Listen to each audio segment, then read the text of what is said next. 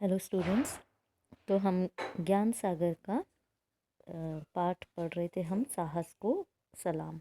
उसमें हमने प्रश्न उत्तर कर लिए। हमने आशा है आपने ये प्रश्न उत्तर अपनी नोटबुक में कर लिए होंगे। ठीक है, तो आज हम 8वें प्रश्न से शुरू करेंगे। तो चलिए देखते हैं कि आपने ये उत्तर ढूंढे होंगे कि वो आपने सही ढूंढे या नहीं। तो 8वां प्रश्न था हमारा, नीचे प्रत्येक प्रश्न के 4 उत्तर दिए गए हैं। उचित उत्तर पर सही का निशान चिन्ह लगाइए। तो पहला है, देखिए, अरुणिमा दिल्ली कब जा रही थी? 12 जनवरी 2011 को, या 12 अप्रैल 2011, या 12 मई 2011, या 12 मार्च 2011। अरुणिमा दिल्ली कब जा रही थी? तो इसका सही उत्तर होगा 12 अप्रैल 2011। ठीक है, अगला है, अरुणिमा को पद्मश्री का सम्मान किस वर्ष में मिला? अरुणिमा को पद्मश्री का सम्मान किस वर्ष में मिला? 2014 में, 2015 में, 2012 में, या 2013 में? इसका सही उत्तर है 2015 में। ठीक है, अरुणिमा लखनऊ से दिल्ली किस ट्रेन से जा रही थी? लखनऊ एक्सप्रेस से, पद्मावती एक्सप्रेस से, दिल्ली एक्सप्रेस से, या लखनऊ दिल्ली एक्सप्रेस से? अरुणिमा लखनऊ से दिल्ली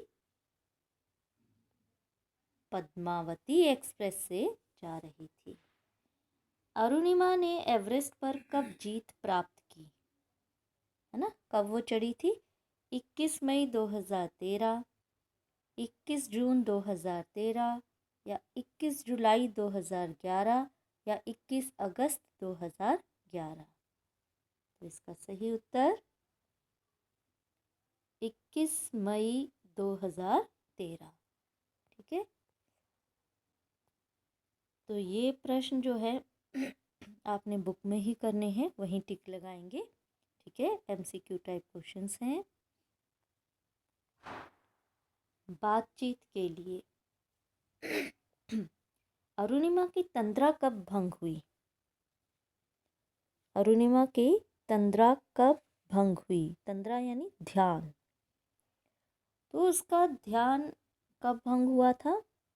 जब उद्घोषक ने देश के चौथे सर्वोच्च सम्मान पद्मश्री के लिए अरुणिमा का नाम पुकारा, तब उसकी तंद्रा भंग हुई, उसका ध्यान भंग हुआ। ठीक है, नेक्स्ट है इसमें, अरुणिमा के मस्तिष्क में सारी घटनाएं किस तरह आ जा रही थी? तो उसके दिमाग में सारी घटनाएं किस तरह आ जा रही थी? बिल्कुल एक पुरानी फिल्मी रील की तरह, है ना, कि कैसे उसके ऊपर से वो ट्रेन गुजरी, कैसे उसकी टांग जख्मी हुई, है ना। तो एकदम से ये सारी बातें उसकी बिल्कुल एक फिल्मी रील की तरह उसके दिमाग में आ जा रही थी। सभी लोग अरुणिमा का उपहास क्यों उड़ाते थे? उसका मजाक क्यों उड़ाते थे सभी? क्यों? क्योंकि उसकी दुर्घटना हुई थी, और दुर्घटना के कारण उसको काफ़ी चोटें लगी थी। उसको अपना एक पैर, एक टांग, बाईं टांग उसकी काट दी गई थी। ठीक है, और बेचारी वो अभी अस्पताल से अभी आई थी, लोग उसको देख रहे थे, तो वो शायद ये सोच रहे थे ये कैसे चल पाएगी, क्या कर पाएगी, ये तो विकलांग हो गई, है ना। क्यों? क्यों उपहास उसका उड़ाते? क्योंकि जो भी उसके संकल्प के बारे में सुनता, क्योंकि उसने क्या संकल्प लिया था कि मैं दुनिया के सर्वोच्च शिखर माउंट एवरेस्ट पर अपने चरण चिन्ह अंकित करूंगी। ये संकल्प उसने लिया था, तो जो भी इस संकल्प को सुनता तो वो उसका मजाक उड़ाता कि ये तो अभी चल भी नहीं सकती और ये एवरेस्ट पर जाने की सोच रही है। पर्वतारोहण का अभ्यास करते हुए अरुणिमा हताश क्यों हो जाती थी? तो देखिए क्यों हताश हो जाती थी वो, क्योंकि जो सामान्य पर्वतारोही 15 मिनट में जितनी चढ़ाई कर लेते थे, उसे उतनी ही चढ़ाई करने में उसको 2 घंटे से अधिक समय लग जाता था, है ना।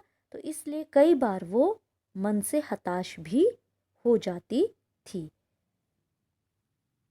अरुणिमा सारी दुनिया को क्या बताना चाहती थी? तो देखिए सारी दुनिया को वो क्या बताना चाहती थी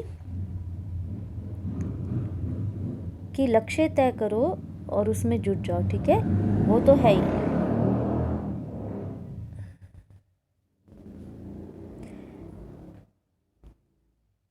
वह सारी दुनिया को ये बताना चाहती थी कि उसने क्या किया है, लुटेरों को जवाब दे दिया है, जिन्होंने उसे एक अबला समझकर ट्रेन से बाहर फेंक दिया था। आज उसने पूरे विश्व को दिखा दिया कि हाथ पैर कटने से कोई विकलांग नहीं होता। वास्तव में विकलांगता तो एक मनोदशा है, ठीक है। तो ये उसने दिखा दिया। अगर वो मनोदशा है ना, अगर वो मन से सोच के बैठ जाती कि नहीं मैं विकलांग हूँ, अब मैं चल नहीं सकती, मेरे से हो नहीं सकता, तो वो शायद चल भी ना पाती।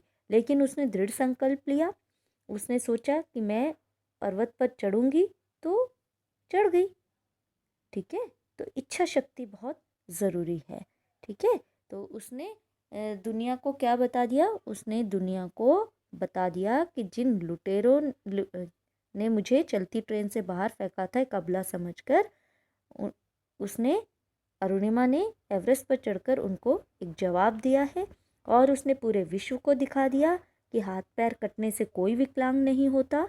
वास्तव में विकलांगता तो एक मनोदशा है, ठीक है। तो मन से विकलांग नहीं होना है, मन से विकलांग हो गए तो शरीर से भी विकलांग हो जाएंगे, ठीक है। अच्छा, नेक्स्ट है हमारा अनुमान और कल्पना। यदि अरुणिमा के जीवन में यह हादसा न हुआ होता तो उसका जीवन कैसा होता?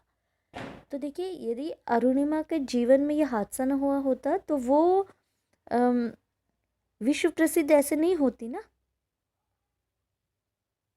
है ना। उसे पद्मश्री से उसको पद्मश्री मिला उसको, ठीक है, राष्ट्रपति से।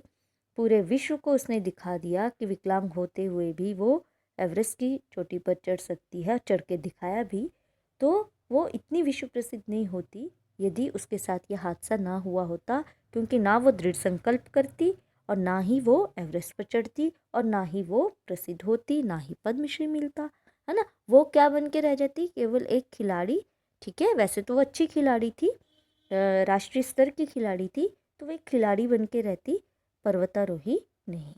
अच्छा, दूसरा है यदि शारीरिक रूप से विकलांग सभी व्यक्ति अरुणिमा सिन्हा जितनी दृढ़ इच्छा शक्ति और संकल्प से संपन्न हो जाए तो उनके जीवन में क्या परिवर्तन आ सकता है? देखिए, शारीरिक रूप से विकलांग सभी व्यक्ति अरुणिमा सिन्हा जितने अगर दृढ़ इच्छा शक्ति और संकल्प से संपन्न हो जाए तो उनके जीवन में भी इस तरह के बड़े बदलाव आ सकते हैं। वो अपने आप को कमज़ोर नहीं समझेंगे, वो दृढ़ इच्छा शक्ति के बल पर वो आगे बढ़ सकते हैं, ठीक है। शारीरिक रूप से कमज़ोर होने पर भी वो आगे बढ़ सकते हैं। क्यों? क्योंकि अरुणिमा सिन्हा ने भी ऐसे ही किया, शारीरिक रूप से विकलांग थी लेकिन मन से विकलांग नहीं थी। अभी आप कितनी बार देखते हैं कि किसी तरह से ये टांग किसी कटी होती है, हाथ थोड़ा मुड़ा भी होता है तो वो भीख मांगने के लिए खड़ा हो जाता है। क्यों? क्योंकि दृढ़ इच्छा शक्ति नहीं है, आसान तरीके से काम हो रहा है, भीख मांग रहे हैं, काम चल रहा है, बस वो अपने मन से यही सोच कर बैठ गए हैं, हार गए हैं, हताश हो गए हैं, ठीक है। इसलिए उनके जीवन में कोई बदलाव नहीं है। नहीं तो विकलांगों के लिए भी कितनी सारी जो है सरकार ने उनके लिए बहुत सारी मदद इनको देते हैं, है ना। और बिना खर्चे के इनके पढ़ाई, इनके लिए कई सुविधाएं, इनके लिए ऐसे काम इनको करने के लिए देते हैं जिनसे वो अपना रोज़गार चला सके, काम कर सके और आगे बढ़ सके, है ना। लेकिन दृढ़ इच्छा शक्ति तो चाहिए। ठीक है, तो आज के लिए हम इतना ही करेंगे। कल से हम ये भाषा की बात करेंगे, ठीक है, जिसमें हम ये उपसर्ग प्रत्यय, अनुस्वार, अनुनासिक, है ना, और वाक्य में निम्नलिखित शब्दों का हम वाक्यों में प्रयोग यानी मुहावरों का वाक्यों में प्रयोग करेंगे। ठीक है, तो आज के लिए इतना ही। Bye and thank you.